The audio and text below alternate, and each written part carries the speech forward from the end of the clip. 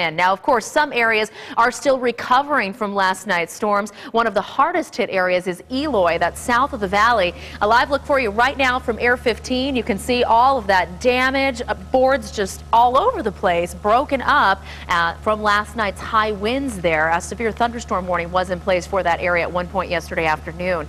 ABC 15's Eric English has been in Eloy all day, and he joins us live on the ground. Eric, that damage is pretty intense in a lot of spots.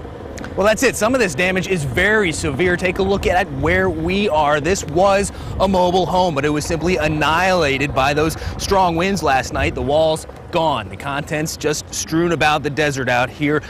Fortunately, this is not a very heavily populated area where we are, just outside of Eloy, where people who do live out here tell me the potential damage and potential loss of life could have been much worse.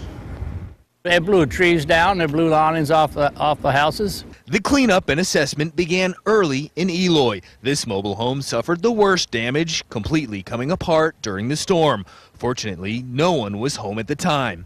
Along these rural roads, power poles were snapped for mile-long stretches, and debris was scattered across the desert. Several barns like this one also blew apart as the winds peaked. Although there's no official weather stations in the area, estimates are the gusts topped 80 miles an hour. People here tell me they knew right away this was a serious storm. Raining and it hailed like crazy and the wind blew like crazy, and not too often to get to see this out here, you know. It was darn good winds. Doc Simon says it's been a while since they've seen this kind of damage. Good, powerful storm. We haven't seen one like this, I don't think, in the last 15 years. Simon says it's a bit strange to have such a powerful storm this early in the monsoon season. It's not even the 1st of July yet, so I'm saying we could be in for a long, hot summer. As the afternoon wore on, only a few receding puddles were all that remained from last night's heavy rains. This here's Arizona lakefront property.